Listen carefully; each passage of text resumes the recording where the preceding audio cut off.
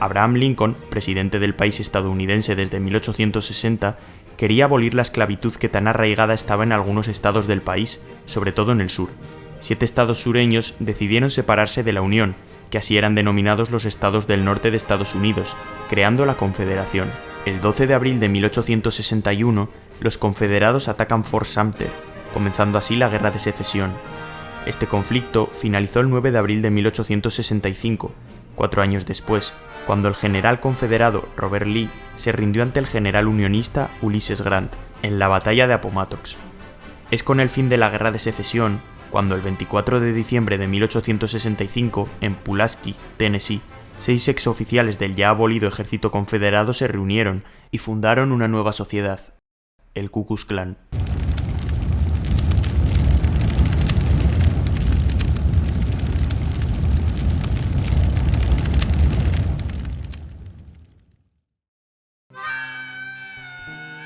En 1865, el recién fundado Ku Klux Klan era un club social en el que sus miembros se reunían con capas y máscaras blancas, simulando a fantasmas, asustando y ahuyentando a sus vecinos con antorchas encendidas, sobre todo a los que pertenecían a la raza negra.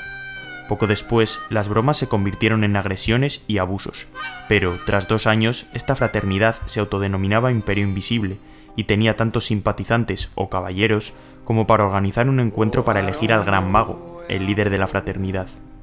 En 1868 llegaron unas elecciones presidenciales marcadas por la muerte de Abraham Lincoln y por la reciente guerra. El KKK se dedicó a asustar e intimidar a los votantes del candidato republicano Ulysses Grant, el general unionista al que Robert Lee hincó la rodilla. Finalmente, a pesar de los esfuerzos del Ku Klux Klan, ganaría las elecciones Ulysses Grant. Para el gran mago del KKK de aquella época, el grupo se había pasado de la raya, tratando de disolverlo sin mucho éxito. El Parlamento estadounidense, tras recibir noticias horribles desde el sur, protagonizadas por el Ku Klux Klan, decretó la ley marcial en 9 condados del sur del país, y se crea el Acta de Derechos Civiles de 1871, o Acta del Ku Klux Klan, decretada por el gobierno. Esta ley instaura las leyes de segregación con la que los simpatizantes del clan se quedarían conformes. El KKK pasaría a estado de hibernación durante décadas, pero en 1915 renacería a través del cine. El nacimiento de una nación es una película que se estrena en Estados Unidos el 8 de febrero de 1915. En esta película, el Ku Klux Klan es representado como un grupo que vela por la justicia y la libertad, apalizando y matando a aquellos libertos, personas afroamericanas que abandonan la esclavitud, que han realizado actos desagradables durante el transcurso de la película. Según algunas fuentes, se proclama la vuelta del KKK el Día de Acción de Gracias de 1915. Este nuevo KKK es liderado por William J. Simmons, que organizaba desfiles y publicitaba al clan en medios de comunicación, convirtiéndolo en el grupo social más poderoso de la década de los 20. Del primer KKK se conservaría la estética y algunos de los ideales, que serían configurados por Simmons y otros miembros del KKK, atacando a otros grupos sociales como son los católicos, los judíos y los inmigrantes, además de a los negros, y adoptando unos ideales anticomunistas. Sin la represión que sufrió el KKK por parte del Estado durante su primera etapa, este segundo KKK llegó muchísimo más lejos que el primero, consiguiendo un poder mediático y político con el que lograrían sentarse en los sillones del propio Senado. Pero esta fuerza que tuvo el KKK durante los años 20 terminaría por varios motivos. En 1928, la prensa empieza a posicionarse en contra del clan por sus ideales racistas, provocando que para 1930 muchos de sus miembros se desvinculen del grupo. El KKK volvería al olvido.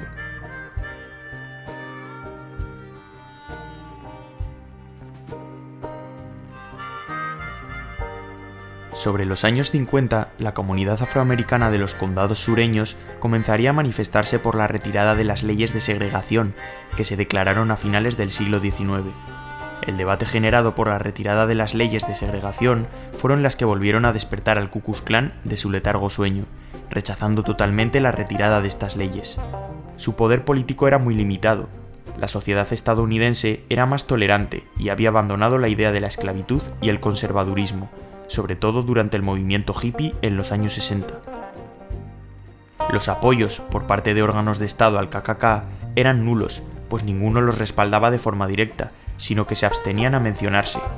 La diferencia que existe entre los dos anteriores grupos del KKK y este es que ahora no se comportaría tanto como una organización política, sino como un grupo social que trabajaría fuera de las instituciones, defendiendo una ideología provida y conservadora. Los actos violentos y agresiones tuvieron una mayor repercusión que en el resto de ocasiones.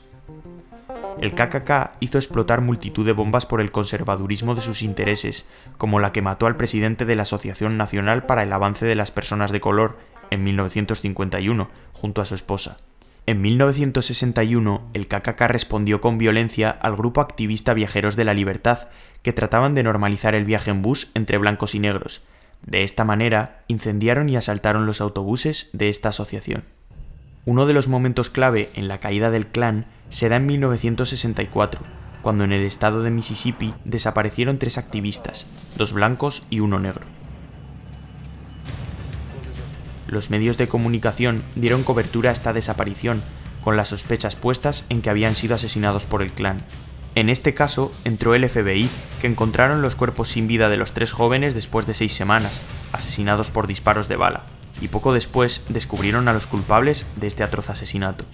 Los detenidos fueron juzgados a pesar de la negativa del estado de Mississippi, y tampoco pasaron más de 10 años en la cárcel, pero fueron procesados de nuevo y acusados con una condena más severa. Tras estos atentados contra los ciudadanos estadounidenses, el presidente electo, Lyndon Johnson, declaró que el KKK era una organización terrorista e intolerante, y que debían abandonar su cruzada de asesinatos antes de que fuese demasiado tarde. El KKK, desde entonces, está de capa caída, siendo unos pocos simpatizantes los que siguen vistiéndose con sus túnicas blancas y profesando esa ideología supremacista y conservadora. Los que eran simpatizantes del Klan o ejercían de forma activa en sus acciones se separaron de la imagen y del nombre del KKK, creando grupos más pequeños y menos violentos, pero que no han tenido ni la visibilidad ni la crudeza que el KKK portó como bandera durante su momento de esplendor.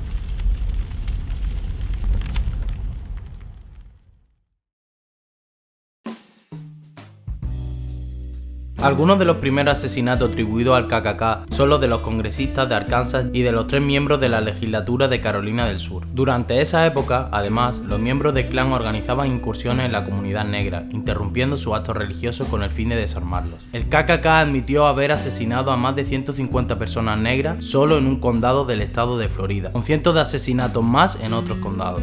De esta manera, se acabó viendo al Ku Klux Klan como una fuerza paramilitar que servía a los intereses del Partido Demócrata y a aquellos interesados en la restauración de la supremacía blanca. Durante el segundo KKK destacan casos como el asesinato de Max Oberholzer, los disturbios raciales de Detroit en 1943, los esfuerzos para sabotear la intervención estadounidense en la Segunda Guerra Mundial y la vinculación de este con organizaciones pronazis. Ya a partir de la década de los 50 y conformado el tercer KKK, muchos miembros se resistieron al movimiento por los derechos civiles, participando en actos violentos tales como el asesinato del organizador de la NAACP, Medgar Evans, y del líder de la misma organización, Vernon Dagner, la explosión de una bomba en una iglesia en Alabama que mató a 4 niños y los asesinatos de Willie Edwards Jr. en 1957, de 2 trabajadores de derechos civiles en 1964 o el del activista por los derechos civiles Viola Luzo, entre otros muchos. Estos actos violentos disminuyeron poco a poco y de manera considerable tras los años 60, unos actos que redujeron la influencia del Klan y acabaron con la organización en casi su integridad.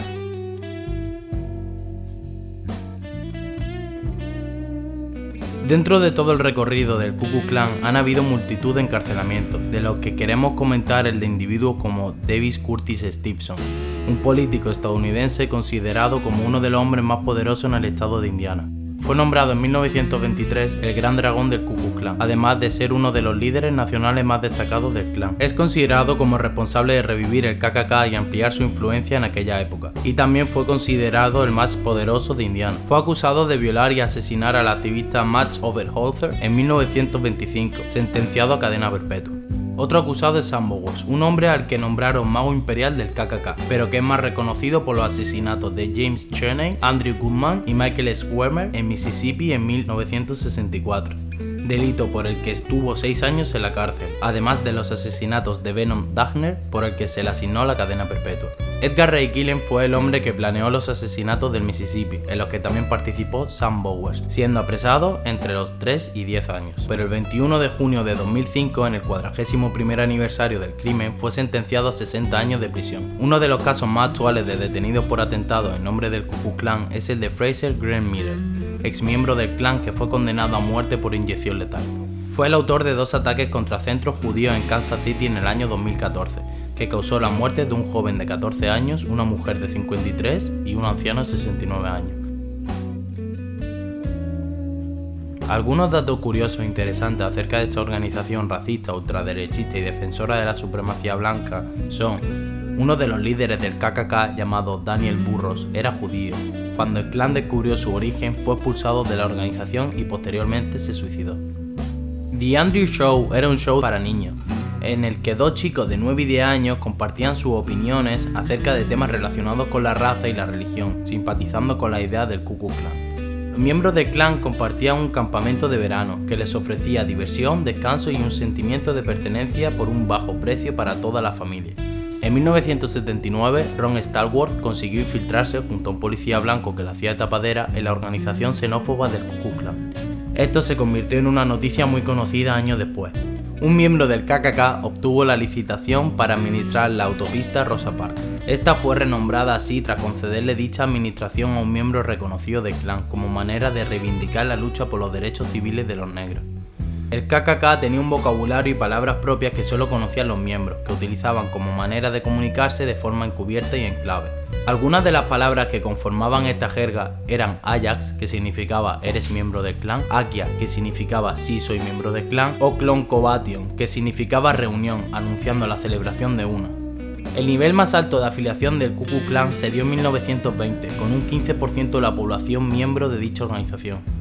Los miembros del Ku Klux Klan vestían la conocida indumentaria con sombrero en punta blanca por una razón religiosa. Pensaban que todas sus actividades se hacían por mandato de Dios, y de ahí la creencia de que todo acto bueno que realizaban debía ser hecho desde la humildad, preservando el anonimato de las personas involucradas. Ku Klux Klan viene de la unión de la palabra griega kuklos, círculo, y de la palabra gaélica clan. Esto hace referencia a sus orígenes escoceses. El Ku Klux Klan se autodenominaba el Imperio Invisible, siendo sus miembros caballeros. Existen diversos títulos dentro de la fraternidad, como Gran Cíclope, Nighthawks, Gran Turco, Gran Centinela, Gran Mago, Gran Alférez, etc. El Ku Klux Klan no existe como tal en la actualidad, sino que existe una serie de grupos aislados de simpatizantes. Algunos de estos grupos son la Iglesia de los Caballeros Estadounidenses del Ku Klux Klan, Clanes Imperiales de Estados Unidos, Caballeros de la Camelia Blanca o Caballeros del Ku Klux Klan. Pese a que la imagen más extendida de los miembros del clan sean las togas blancas y los sombreros puntiagudos, estos también llevaron otros atuendos, como gigantescos cuernos de animales, barbas falsas, gorros de piel de mapache, sombreros de papel con lunares e incluso la cara pintada de negro en tono de burla. Durante el segundo clan, a principios del siglo XX, su imagen constaba de 4 Ks dispuestas en un cuadrado, mirando hacia afuera con un símbolo yin-yang al centro. Posteriormente, las letras fueron reorientadas a una posición más vertical, haciendo que el símbolo pareciera una cruz. A su vez, la parte blanca del símbolo yin-yang desapareció, dejando solo la parte coloreada, con el aspecto de una gota de sangre. No, we cannot see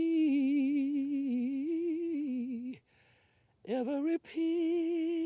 El Ku Klux Klan representaba todos los valores negativos que podríamos pensar: el racismo, la xenofobia, la represión, la violencia, pero también representa el resentimiento, el de un pueblo al que se le arrebató el que creía en su derecho, la esclavitud.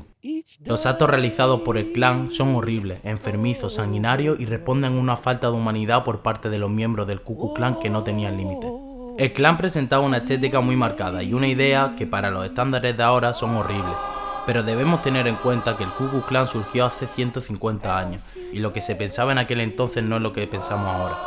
La sociedad ha avanzado muy considerablemente frente a cualquier periodo histórico que haya vivido el ser humano jamás. Y tras realizar este trabajo, podemos echar la vista atrás y preguntarnos qué nos deparará el futuro, cuándo evolucionaremos como personas y cuánto evolucionará la sociedad.